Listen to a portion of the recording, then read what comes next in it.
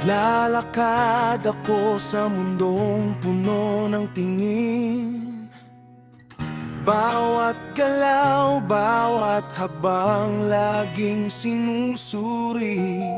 Parang may nakasulat sa noo ko ang nakaraan. At ang bawat pagkakamali ayaw nilang kalimutan.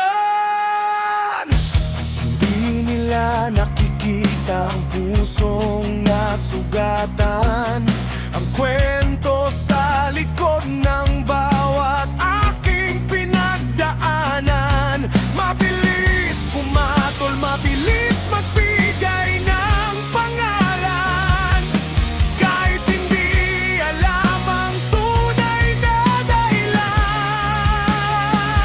Kay daming matang mapanghusga, puno ng paniniwalang sila ang laging tama. Nakikita nilang alikabok sa mata ng iba, ngunit ang dumi sa sarili hindi nila makita. Huwag ninyong sukatin ang buhay ko sa inyong paningin, dahil hindi yun nalasahan ang pait ng aking dinatnan sa likod ng inyong matang mapanghusga. May pusong nasasaktan, ngunit hindi magpapadaig sa inyong salita. Sinubukan kong baguhin ang ayos ng aking buhay, upang patunayan na ako'y may halagang taglay.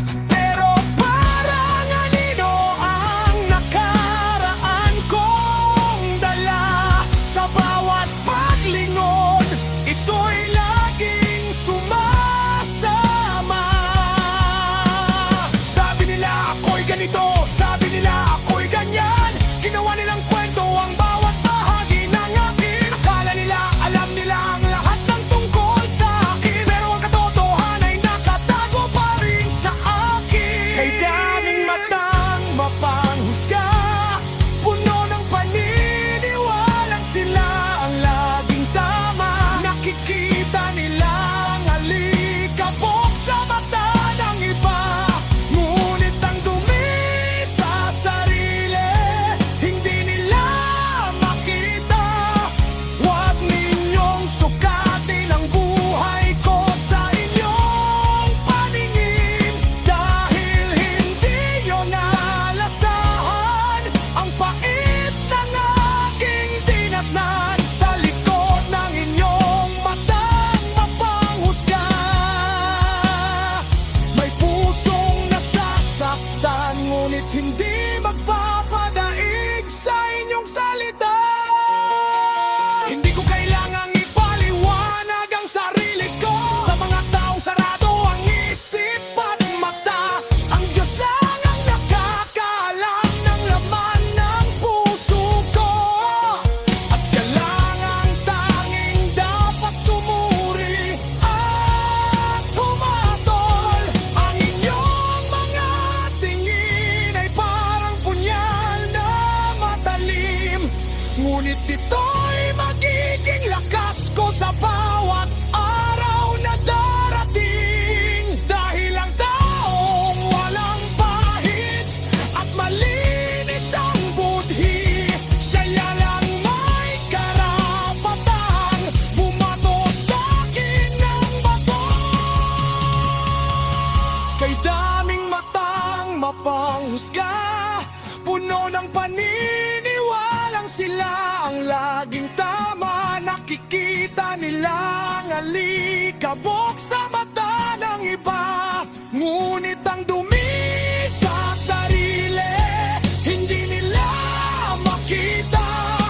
Huwag ninyong sukatin ang buhay ko sa inyong paningin, dahil hindi nyo nalasahan ang pait ng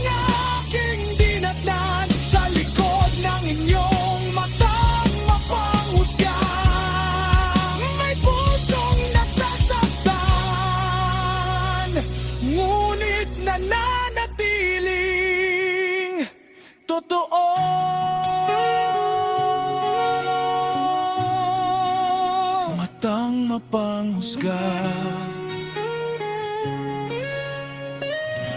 Tuloy lang kayo sa inyong paningin,